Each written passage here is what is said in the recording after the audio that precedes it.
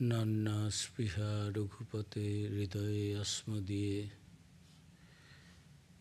Satyang Badami Cha Bhavan Akhilantaratma Bhukting Prajacha Raghupungavo Nirbharo Nirbharang Me Kama Didosha Rohitang Gurumana Sancha. Om Shanti Shanti Shanti. O God, I tell you the truth, I have no other desire.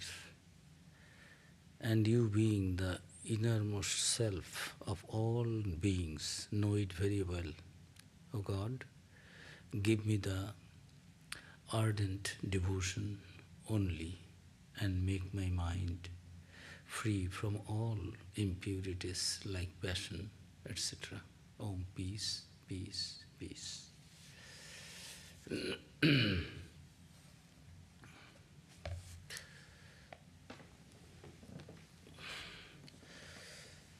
very good evening to all. It's really a pleasure to have the chance to spend some time in the thought of God, the ultimate reality, and we are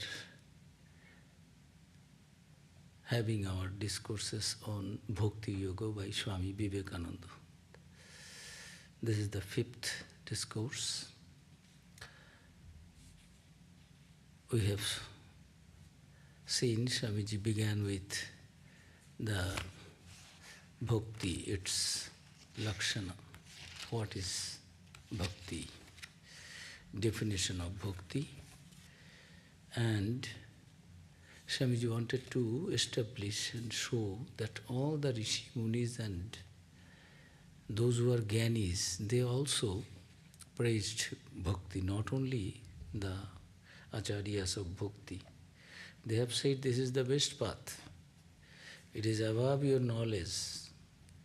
If you have that supreme devotion for the Lord, then you get more joy and bliss than what you think that Gyanis enjoy. They have that view. The highest condition is to have supreme devotion for the ultimate reality, what they call Ishvara, God, personal God. But Gyanis say no, just think that nothing is there, no creation, nothing, no body, nothing. Only that Parabrahman.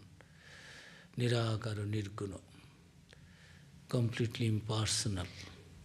That principle is there, and you feel that you are thou art that. Nothing else. What you are seeing, viewing, the creation, universe, these are all Maya. That is your ignorance. That is a false reality. You are thinking it is real, it is not.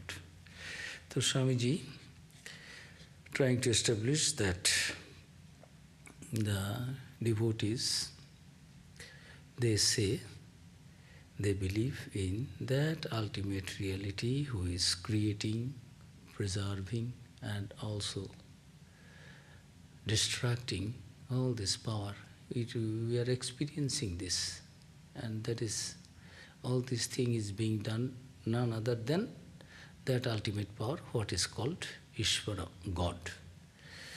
Now Swamiji is taking up the definition of Ishvara, what is the philosophy of Ishvara, the nature of Ishvara.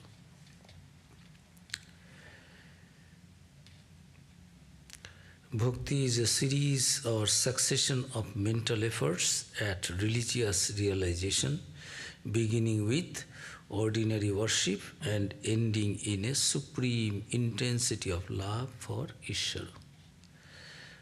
These devotees begin with the external ritualistic, some kind of worship, ordinary, but actually at the end of the journey, the devotees, they feel the intensity of love for Ishvara, for that ultimate reality, who is our creator, preserver and destroyer, Vidhata.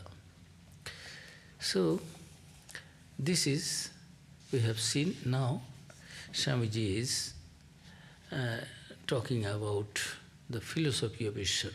Who is this Ishvara that devotees worship? Is it separate from the Brahman of the seekers of knowledge, Gyanis? Who is Ishvara?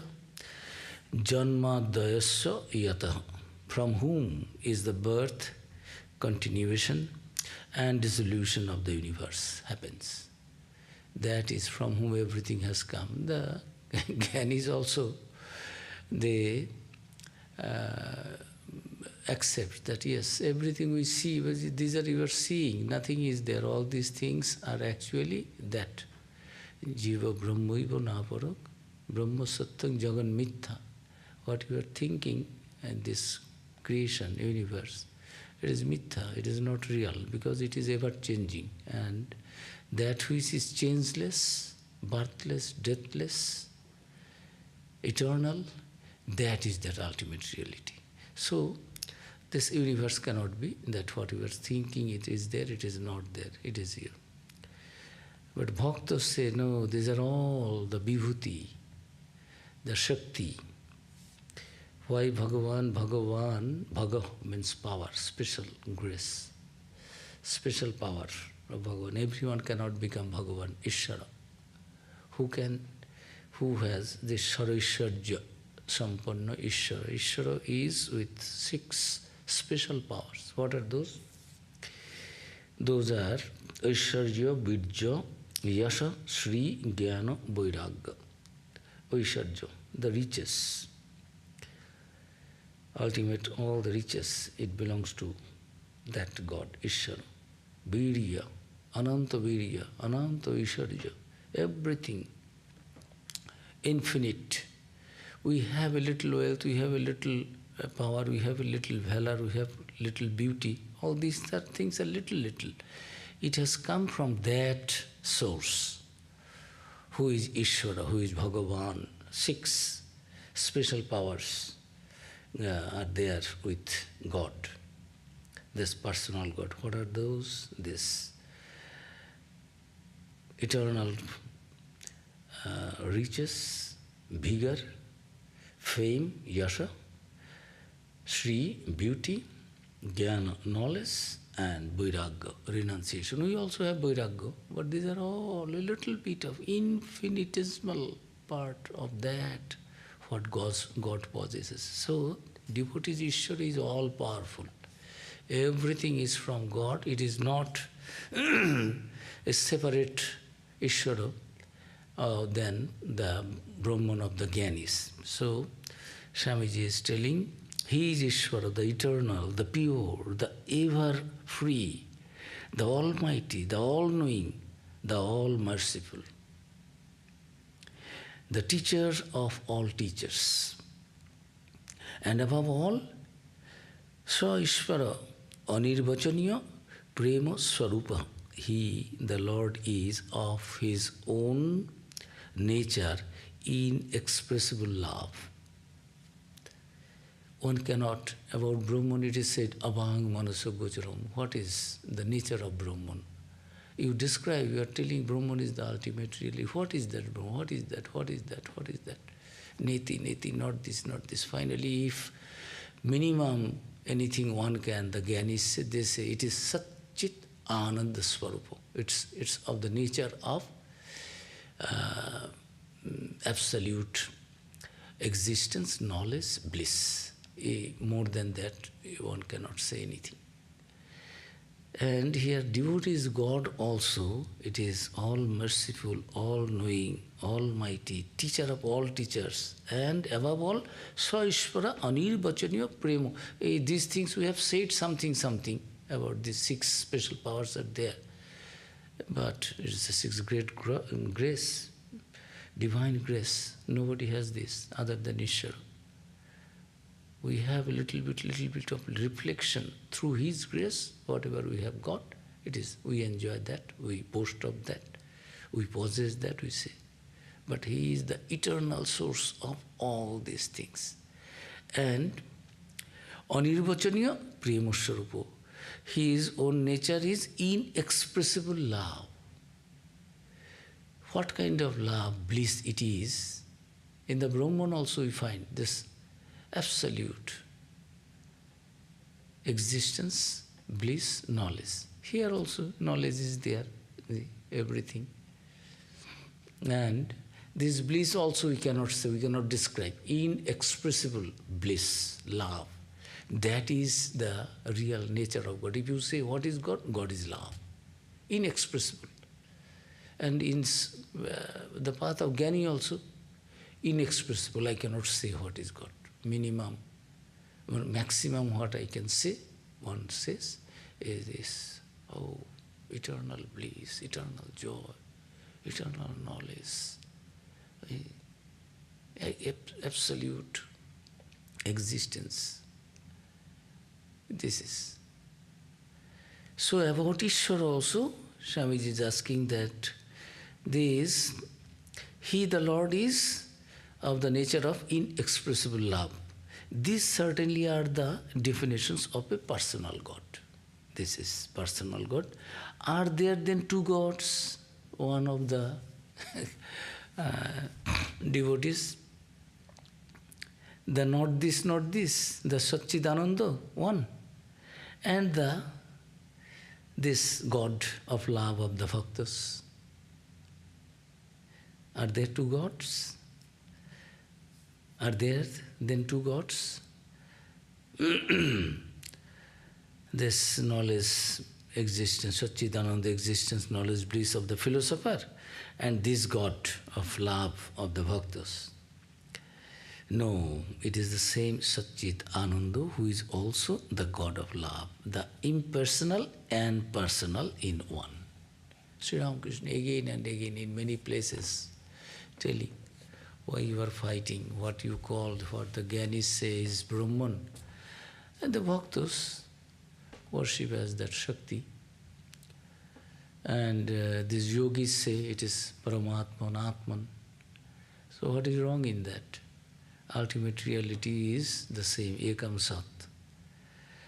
Vipra Bhudavadanti. Scholarly people, they describe it in many ways and gives many names and like that. So it is impersonal and personal. In the Gospel, very beginning, when M was asked, recorder of the Gospel, oh, acha, what do you think, what is your idea about God? He was thinking that this man scolds.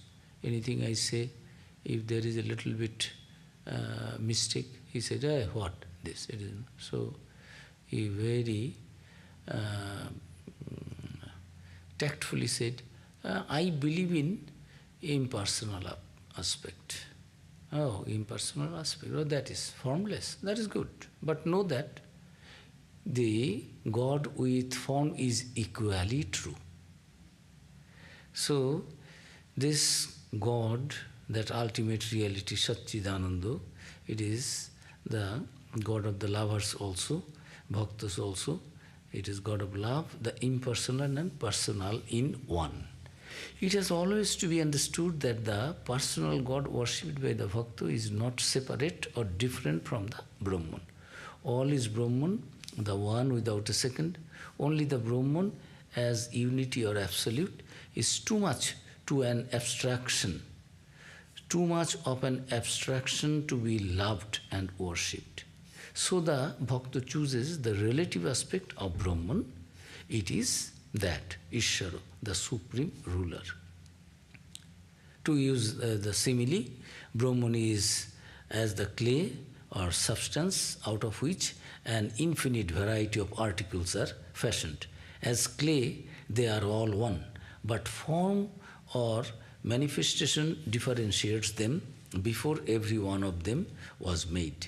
They all existed potentially in the clay, and of course they are identical substantially, but when formed, and so long as the form remains, they are separate and different.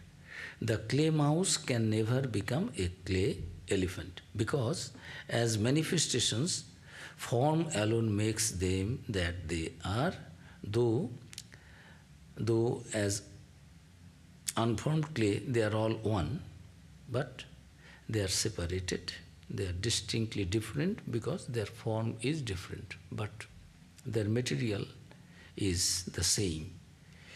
Behind both clay elephant and clay mouse, ultimate thing behind the both is the clay.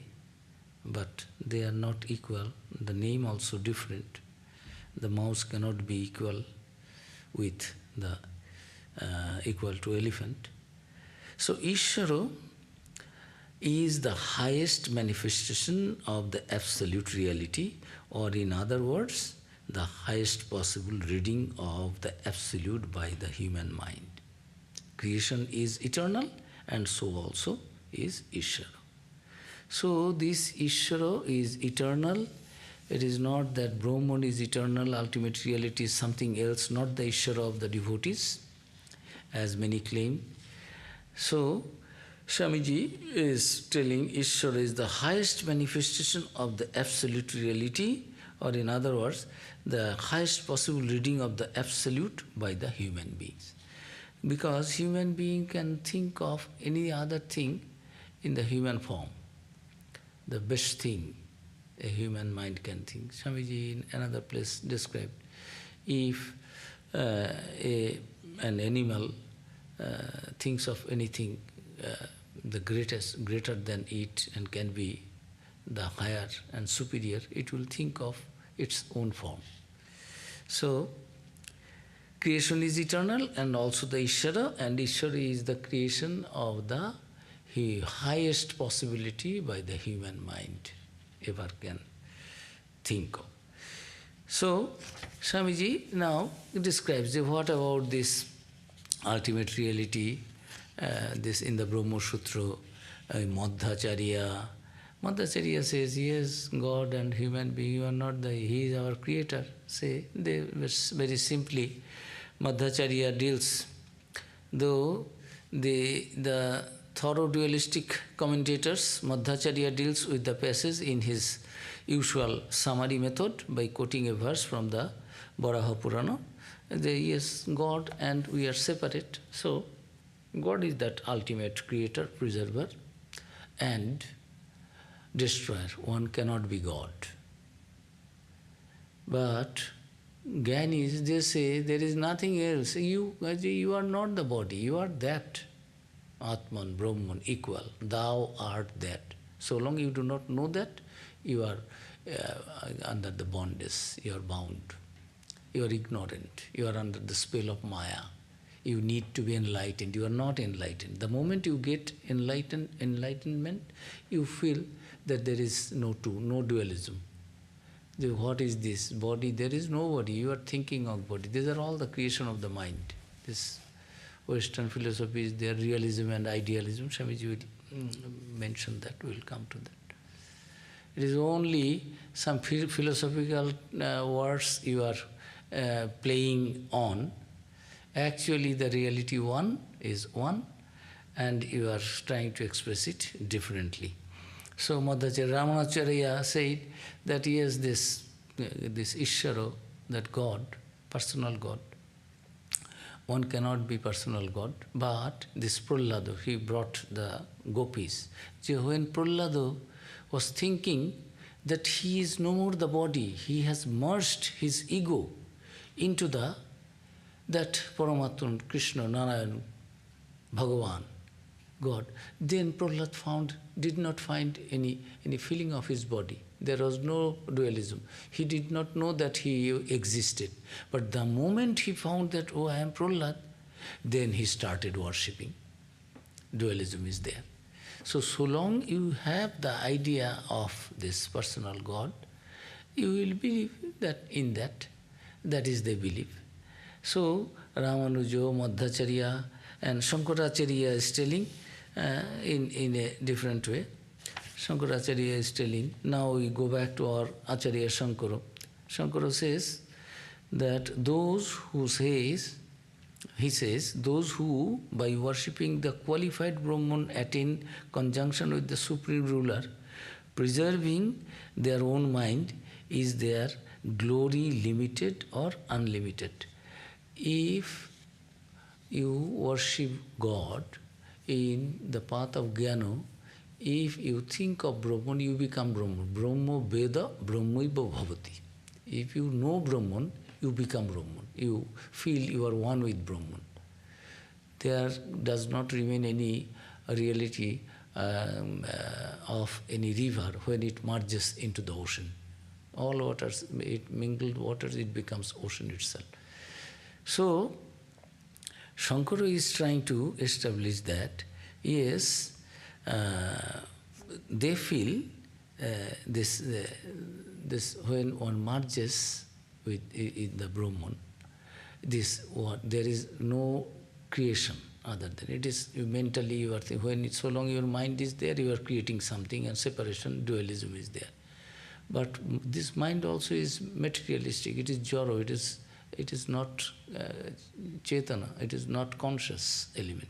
Only one element, one principle is there, that is consciousness, absolute consciousness, knowledge, bliss.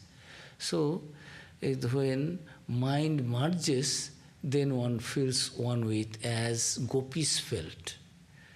Gopis felt, Ramanuja mentioned that in the case of gopis, so it was with the blessed gopis, so long as they had lost sense of their own personal identity and individuality, they were all Krishnas. They were not, where is Krishna, where is Krishna? They themselves have become Krishna. How can I get somebody else when there is no one else? Their own ego has merged, they were feeling, they have all become Krishna. So being a Krishna, how can I find where is Krishna? They have become themselves. Brahma Veda Brahmaiva Bhavati. When you know, knower of Brahman becomes Brahman. So Ramanuja said that these gopis, but when one step down, when they are having this viraha feeling, I am body, I am separate, then they feel that there is a Krishna. But when that consciousness is gone, then they are with Krishna. When they are not with Krishna, then viraha, where is Krishna? So this Shankara wanted to explain it in his own way, that they attain their own kingdom, to whom all the gods offer worship. Their desires are fulfilled in all the worlds. When one gets, they become one with Brahman. But when you think I am separate, you cannot become creator, preserver, destroyer. When you have the idea of God separate, then you cannot become God. But when you do not have any idea of separate God and you, then you are God only. So where is the question of your being, having separate identity, that Ishwaritya, this ruler, creator? So this Ramanuja and Madhya says this Bhakta and Bhagavan cannot be one. It is always separate. There is a beautiful sloka there, very enlightening. Ramchandraji asked, how do you think of me? Hanumanji said, yes, Deho Buddha Dasosmi. When I feel I am Hanuman, I am this body, then I think you are my creator and I am your Jiva Buddha. I think, no, I am not only the body. I am the soul, I have a body. I feel that I am a soul. But I have a body. That soul is functioning through this. Where is the soul? This. It is functioning through this body. So I have this body. Then I think you are whole, I am part. Jiva Buddha tat angshakaha. I feel that I am part of you. You are the whole, I am whatever part it may be. But my connection is there with you. I am not completely separated from you. I am out of you. I have been from you. But these Dvaitavadis, they will say, no, God and Creator and the creation and Jiva, they cannot be one with. It is always, the principle is always the separate. It cannot be identified united and one. But Hanumanji is telling, when this Dvaita Bhava is there, Deha Buddhi, then I feel you are separate, I am separate. You are my master, creator, I am your created, and you, I am the servant. But when a little higher thought, then I understand that Jiva Buddha, I am a Jiva, soul, then I find you are that cosmic soul, I am this individual soul. So, I am part of you. This is Vishishtadvaitavada, qualified monism. Then Hanumanji again telling, but sometimes my mind goes higher to a higher realm. Atma Buddha, when I feel that I am Atman, I feel, oh God, Devabuddha, Jiva Buddha, Tadamsaka, Atma Buddha, Tamiva Aham, iti me nishchitamoti. This is my conviction, that you and me are the one and the same. What is part, what is small, what is big. Sometimes my mind is completely absorbed. I don't have any body, feeling of the body consciousness, any that I am jiva, separate, I have a soul. I feel one with you. Tameva aham. Tvam and myself, you and mine, one and the same. Iti me nishchitamati. It is my conviction. There are different stages.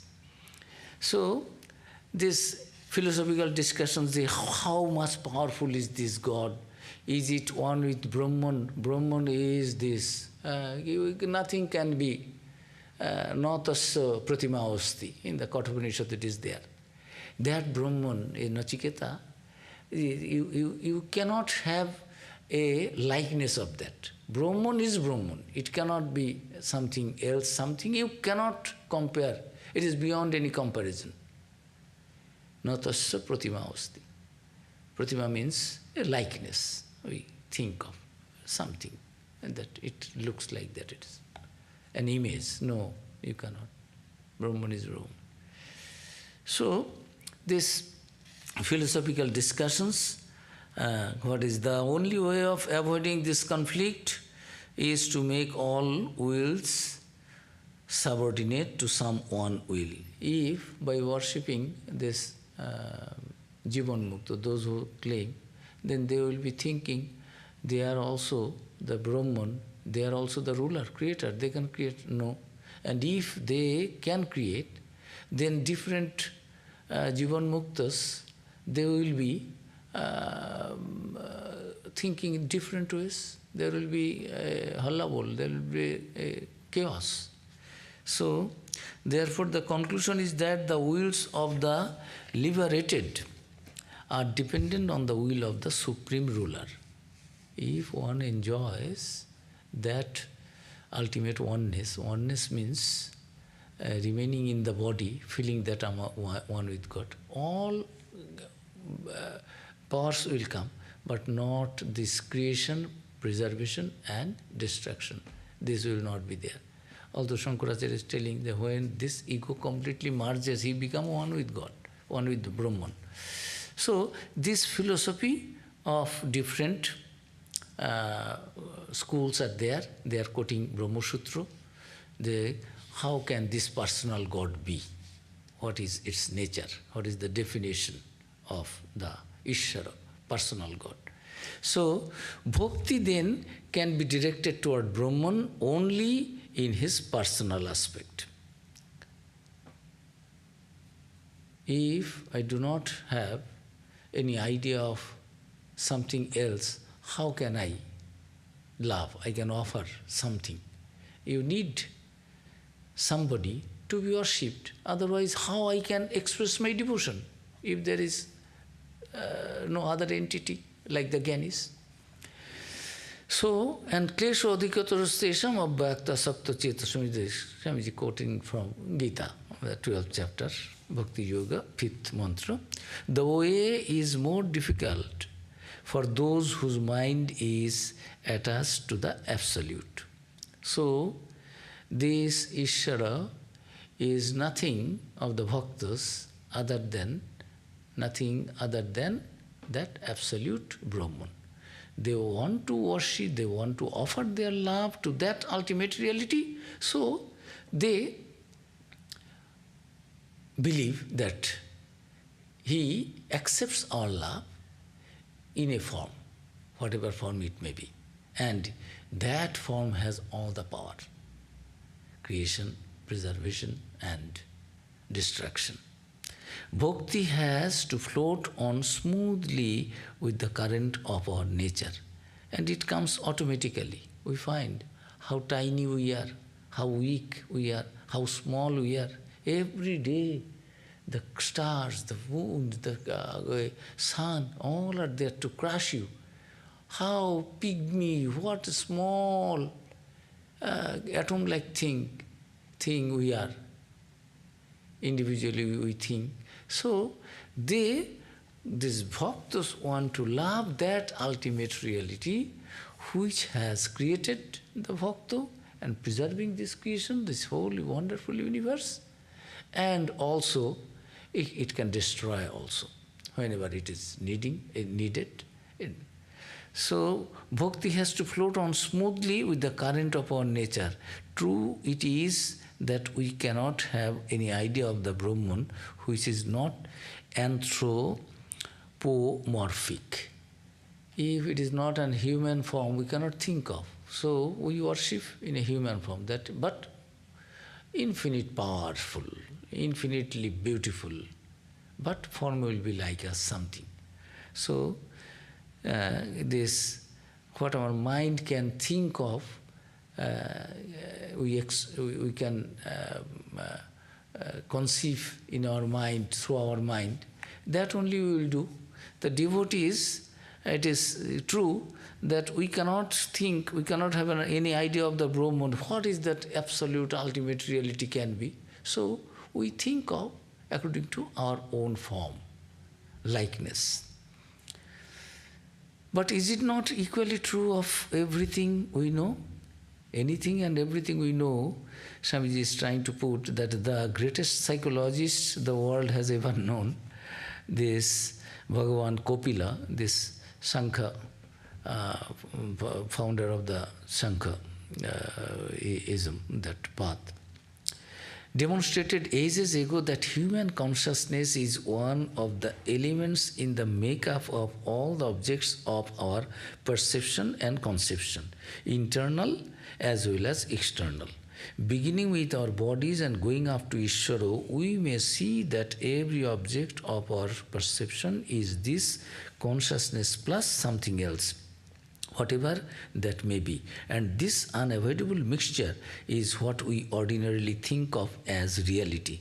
Indeed, it is and ever will be all the reality that is possible for the human mind to know. Therefore, to say that Ishvara is unreal because he is anthropomorphic is sheer nonsense.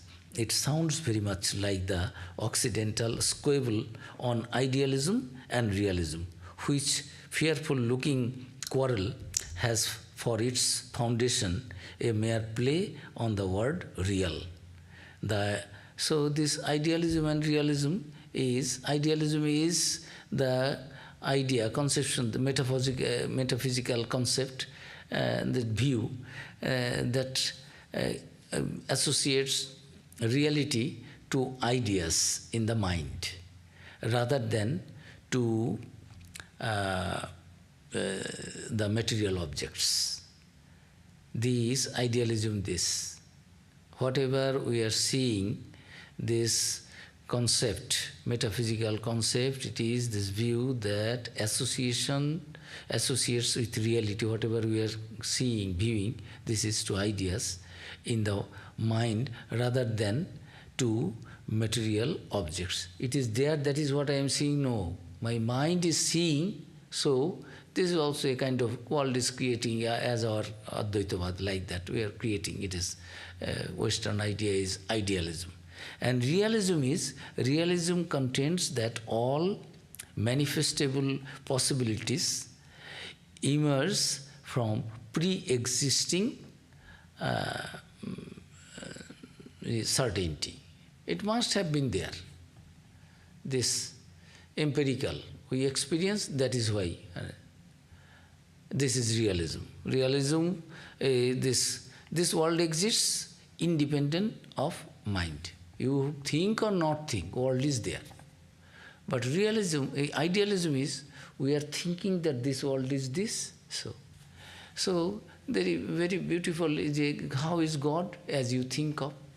Master also has given this beautiful classic example.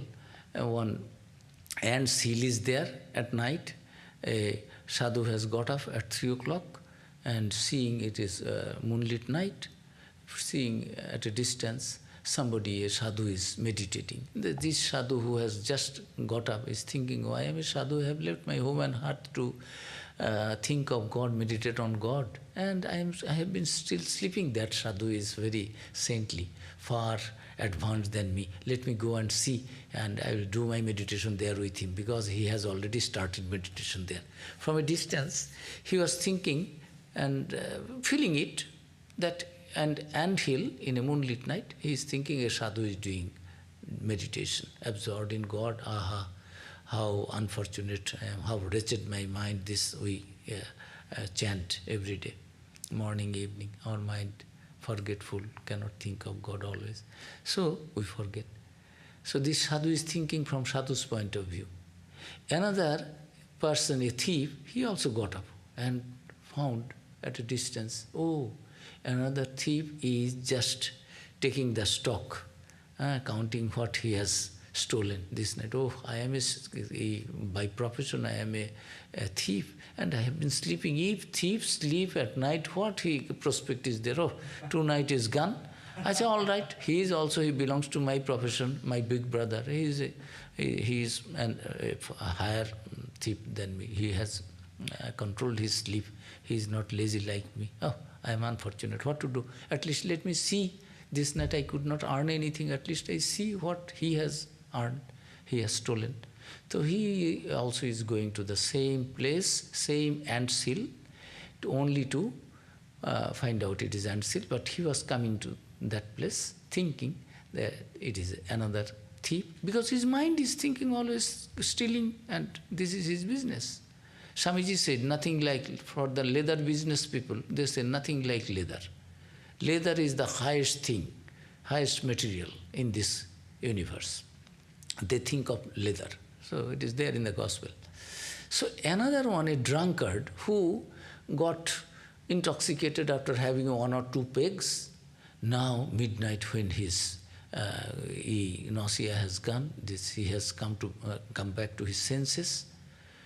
Then he found that he was seeing the same object as a drunkard and still drinking. Then he was thinking, oh, I have been under I lost my consciousness. Oh God, 2 pegs made me. And that man, my friend, is still going on. He is a guru of me. The whole night he is still taking, he is still awake. Oh, I got intoxicated and could not control myself. I was out of my nerves and I was lost. Let me go. Who this great man is? He is a guru. Whole night he is taking, but he is not, he has not lost his consciousness himself. He is still conscious about the, and taking, still taking. So this drunkard also think that same ant's hill, that there was a greater, bigger drunkard who could whole night can take peg after peg, the wine, but still he does not lose his outer consciousness, body consciousness. So all 3 came, and only to discover that it was neither a saint, sadhu, nor a drunkard, nor a thief.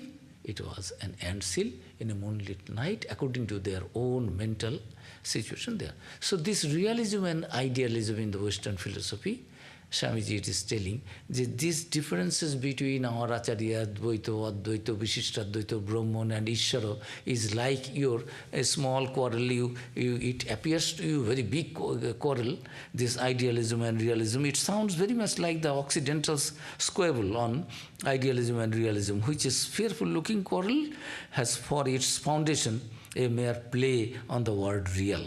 the idea of Ishvara covers all the ground ever denoted and connected by the word real, and Ishvara is as real as anything else in the universe. And after all, the word real means nothing more than what has now been pointed out.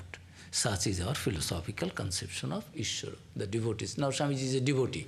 From a devotee's perspective, he is trying to establish what the definition of qualities of attributes of Ishvara is, what is, and is Ishvara is a different one of the Gyanis.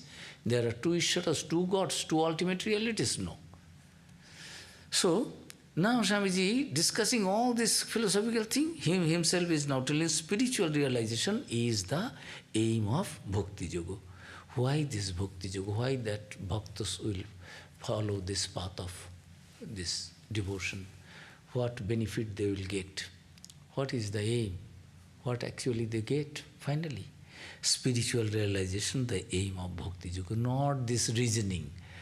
What is this, what is this, what is the nature of reality of the Ishvara, my chosen deity, my ultimate reality, what I am, my object of my meditation, my refuge, ultimate refuge, is it that powerful or this powerful, is it higher or superior or inferior, all these things, reasoning, philosophical thought, devotees don't bother.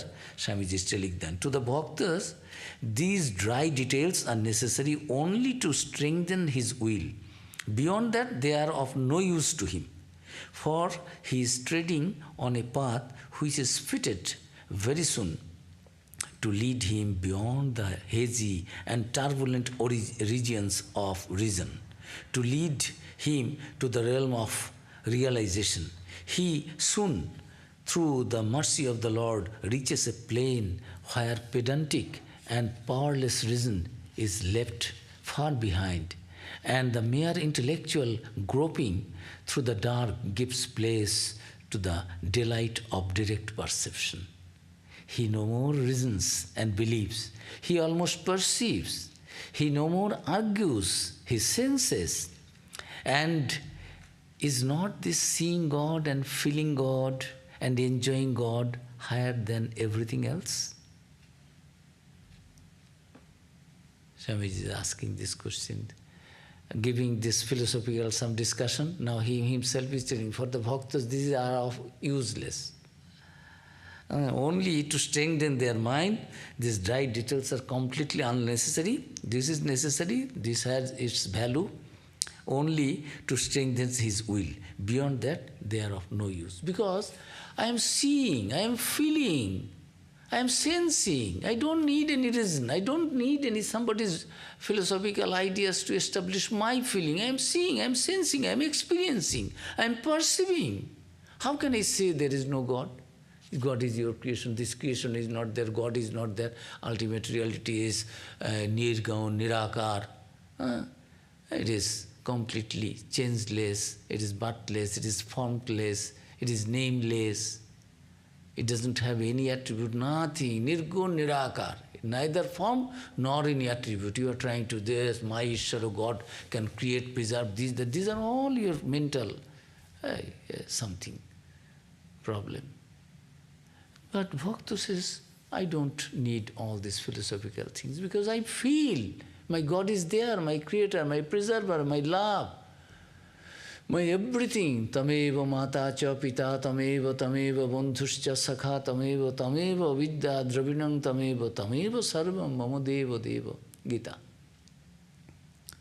I find you are my mother, you are my father, you are my friend, you are my paramour, you are my attendant, you are my companion, you are my Lakshmi, you are my Saraswati, you are my knowledge, you are my riches. And what you are not, you are my everything. So devotee sees that I feel that. What is this? Nothing is there. Dryness. Aham Brahmasmi. I don't need that. Master said, do you understand the meaning, my mindset of the devotees? Devotees not to become the sugar. They want to enjoy the sugar. If I myself become Brahman, and Brahman means any kind of, any attributeless, I cannot enjoy. But if I keep a little separation that, yes, I am the Shivaka, I am the child, I am the paramour, I am of this, I am son, I am daughter, I am of this. This Radha, Maradha, as paramour she worshipped, gopis. Jashoda as mother, as the loving son, with affection they treated. This Kaushalya also, Ramchandraji, Krishna, they enjoyed. They are always in a blissful, joyful mood. What your Brahmogyan you think of? Devotees say, we don't need. Swamiji is telling. Is there any? And is not this seeing God and feeling God and enjoying God higher than anything else in this world? Nay, Bhakta have not been wanting who have maintained that it is higher than even moksha, liberation. What is your liberation, moksha? Feeling oneness with the Brahman, ultimate reality, and no other feeling. What is that? To me, it is higher than the moksha, your liberation for the Gyanis. Devotees consider in that way. They are not only higher than any ideal, they feel it is higher than the moksha, liberation. You become happy with your liberation, I don't like. I always want to remain in this divine companionship of God. As son, as daughter, as paramour, as friend, as this and that, whatever, so many paths are there. Shanto, Dasya, Sakko, Vatsallo, all these things, Madhura, all these bhavas are there. I like to be connected with that ultimate reality, what I believe as a personal God with all the powers. I like to be always in the meditation of that, in the proximity of that. So, I don't like to be liberated, your liberation and moksha. I like to become a devotee and enjoy this divine companion with God. So, liberation. And is it not also the highest utility? Swamiji is putting this question. And Swamiji is saying, there are people also, this kind of bhaktas are like that. But there are other people, and a good many of them too in the world, who are convinced that only that is of use and utility which brings to man creature comforts. They don't get joy in this proximity and love of God and feeling this motherly feeling, this filial feeling, paramour's feeling, this, that, all these bhavas. They are not happy with that. They are happy with this, that there are people, other type, second type of people. How are they? And there are good many of them too. In the world, they are there, who are convinced that only that is of use and utility which brings to man creature comforts. These physical, animal instincts are there, they got joy in that, enjoying all the 6 India's organs of perception and 6 organs of actions always, and plus mind, 24 hours. Even in sleep we like to enjoy in the dreams so many things which we cannot enjoy in daytime consciously. In subconscious mind, in dream-like state, we enjoy many things. This is the world. These people are, there is no dearth of this kind of people. They are always happy with that creature comforts, bodily, physical comforts. Even religion, God, eternity, soul, none of these is of any use to them, as they do not bring them money or physical comfort. To such, all those things which do not go to gratify the senses and appease the appetites are of no utility. In every mind, utility, however, is conditioned by its own peculiar ones. To men, therefore, who never rise higher than eating, drinking, begetting progeny, and dying, the only gain is in sense enjoyments, and they must wait and go through many more births and reincarnations to learn to feel even the faintest necessity for anything higher.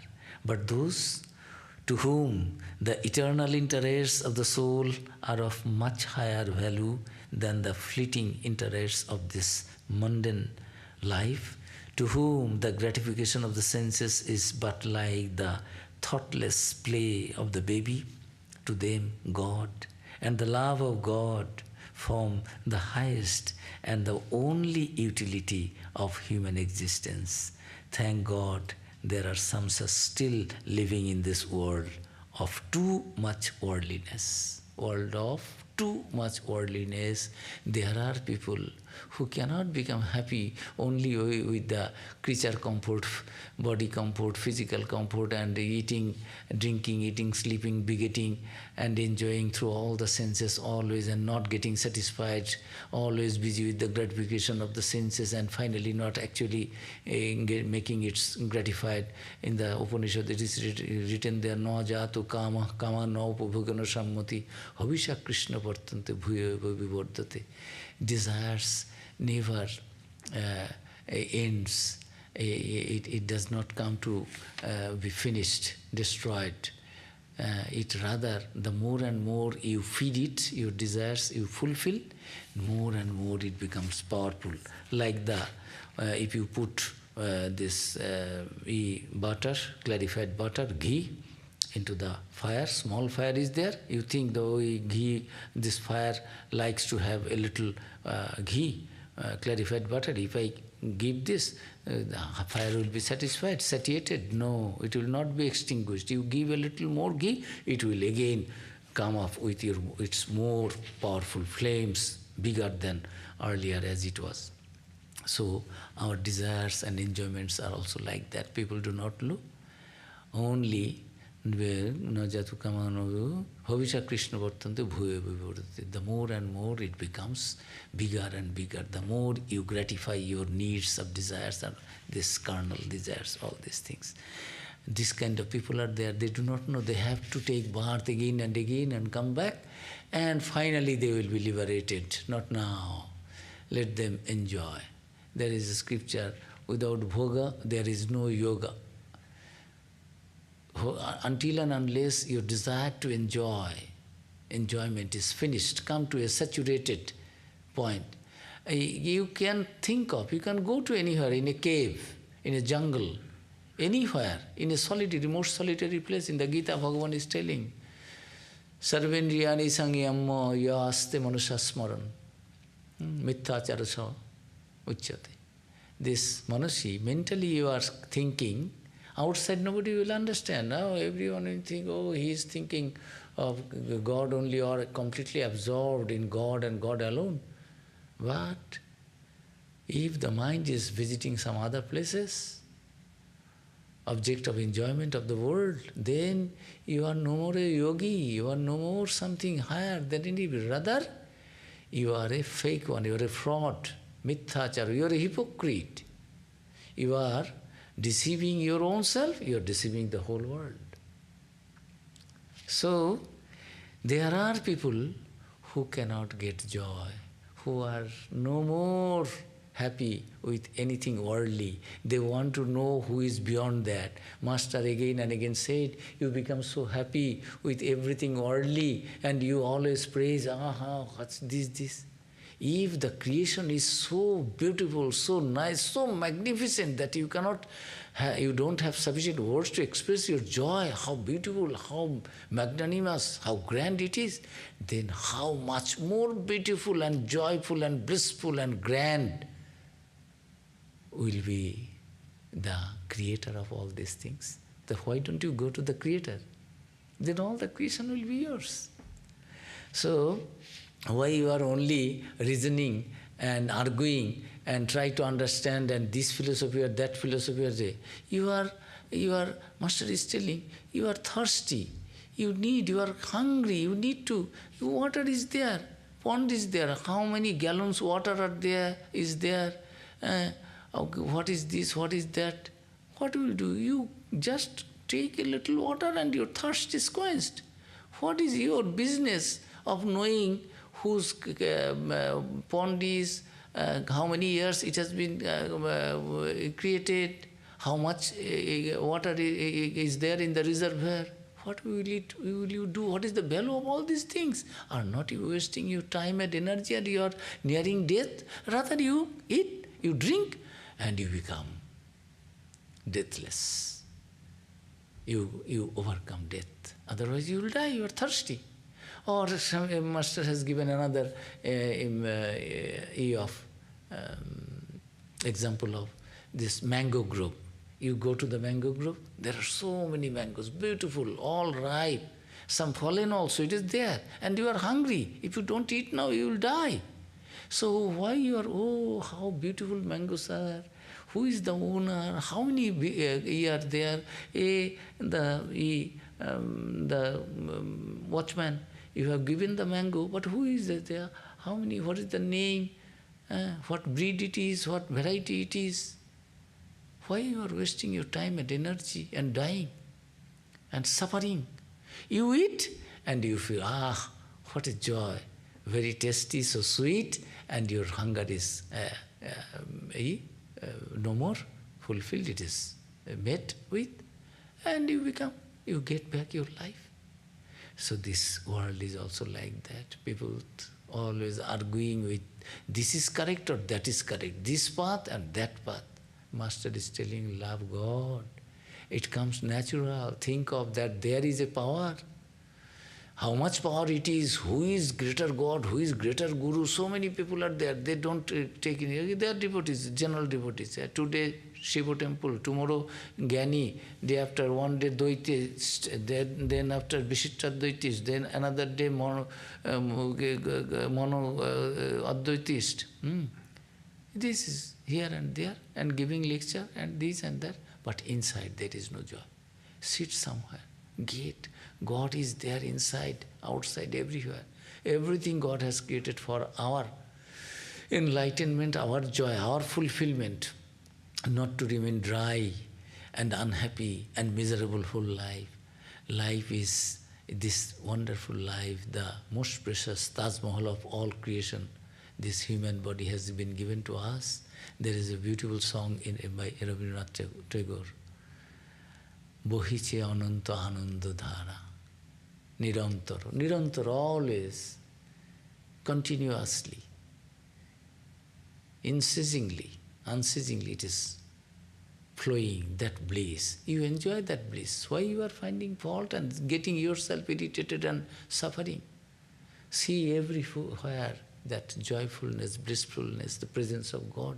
Why you see the Satan and the devil everywhere? Why not the divine? Bohiche nirantaro ananta ananta, endless. Ananta, anandadhara, this flow of stream of joy. You enjoy, you be a part of that. Another very beautiful song is also there. Jagate ananda jogge amar nimantran. Wonderful song.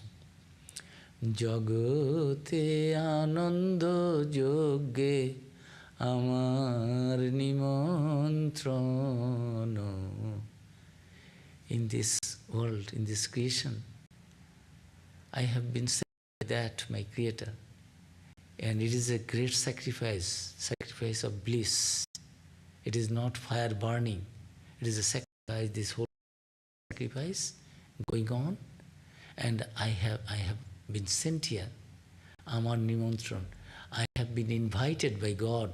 I have been created by Him. I have been sent here by God. Why? Enjoy this wonderful sacrifice of bliss, joy, always going on through everything, through all the creature, everything, and I am enjoying that. So this is a wonderful song. Today we stop here. We will continue with this wonderful book of Bhakti Yoga by Swamiji and his clarifications and description. And any question? No question. Today is, what is the date? 19th.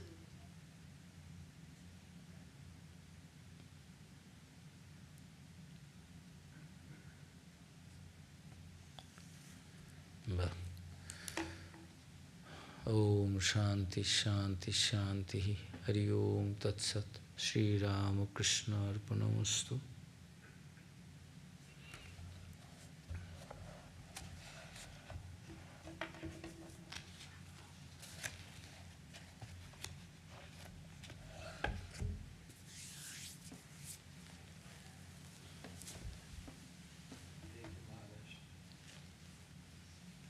Thank you for the thanks. Very precious thing, who gives?